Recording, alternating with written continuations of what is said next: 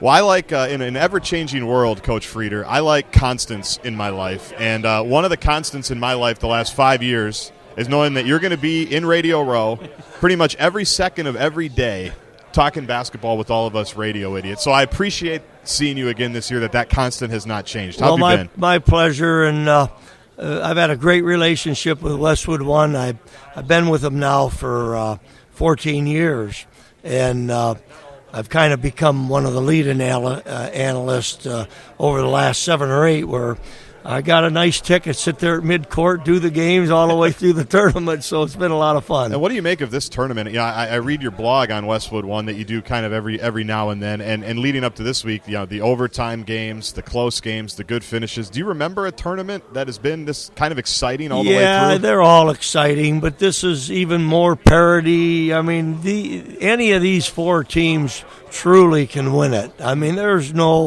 they're probably picking Florida as the favorite, but and rightfully so, with the 30 straight or 30-plus straight wins and a great coach and a veteran team. But the way Calipari's brought Kentucky along is unbelievable, and then sticking them in the toughest region, and he beat all these top seeds. And this Wisconsin team, obviously from your league, is just, you know, I didn't think they'd beat Arizona, but the way Bowl coaches discipline and patience at both ends of the court, and they don't beat themselves, take care of the basketball, rebound the defensive board, work and get good shots. It's unbelievable. This team is very capable, and you can't ignore UConn just because they're a 7 seed, because Kevin Ollie's been there. He knows, you know, he's been a part of a championship, and he's got great guards. And anytime you got a great pair of guards, you got a chance. Justin mentioned opening up the constant of the tournament, having you here. I want to talk about change real quick. You know, you obviously have had your experience coaching in the tournament. You've been around the tournament for many years. How has this tournament, the beast that is the NCAA tournament, changed over the years? The one thing is just you got more publicity, more hype than ever before, with all the social media and all the stuff that I don't understand that's out there.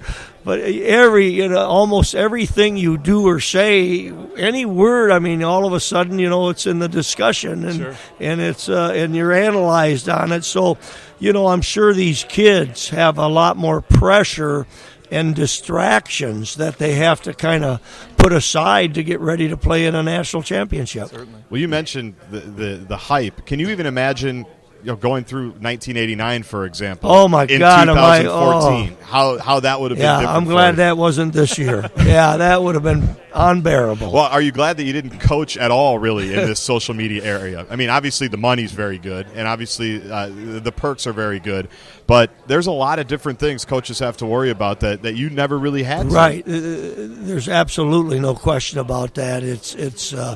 It's incredible, and it's going to get worse before it gets better. It's just a time in life that this all takes place, and but you know what? It's in a way it's good for the game. I mean, you got this game now being broadcast all over the world. You've got colleges being followed all over the world. You got kids growing up at an earlier age wanting to play basketball, so it's really helped the game. When you look at those aspects of it, you know, there's obviously good and bad. The distraction standpoint, I mean, can you even imagine the extra babysitting, for lack of a better term, that has to be played? Because now these players have direct contact with fans. It's good for the game, obviously, because it gets people engaged, but it's a whole new level of kind of monitoring behaviors. And is that, you know, what are your thoughts on that? You know, that's a big factor. And, you know, some coaches don't do anything. Other coaches, you know, don't allow their players to Sure. tweet and do this kind of thing. And so it's just a matter of how you handle it. But it is a whole different age. And along with the families and the girlfriends and the fans, you also have the third parties out there that are not good for the game. You know, you got the third parties that are trying to get into the kid for their own personal gain. So you got all kinds of things and problems that can be manufactured during this time of year. Former Michigan and Arizona State coach Bill Frieder joining us here on Radio Row. It's A.J. Mansour and Justin Gaard. We've mentioned Wisconsin. You obviously know the Big Ten very well. You coached in the Big Ten.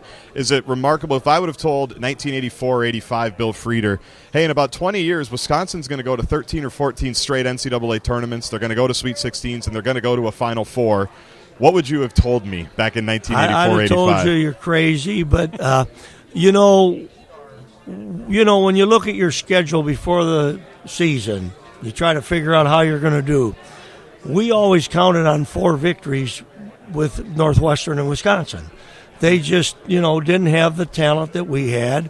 Wisconsin would recruit Wisconsin players, but they weren't good enough to beat the Glenn Rices of the world. And I was pretty accurate. We were my 9 years. We were 15-3. Against Northwestern and 17-1 versus Wisconsin. And I made this comment many years, telling people that Bo Ryan once won, I think, 3 straight Big Ten titles. I couldn't believe that. Yeah. Because the elite in the Big Ten were Michigan, Michigan State, Ohio State, Indiana, Purdue. Those were the teams. And those are the teams you saw up there year in and year out. But a lot of it has to do with AAU ball, playing year-round, developing summer programs, and Wisconsin's gotten a lot of good players out of the state.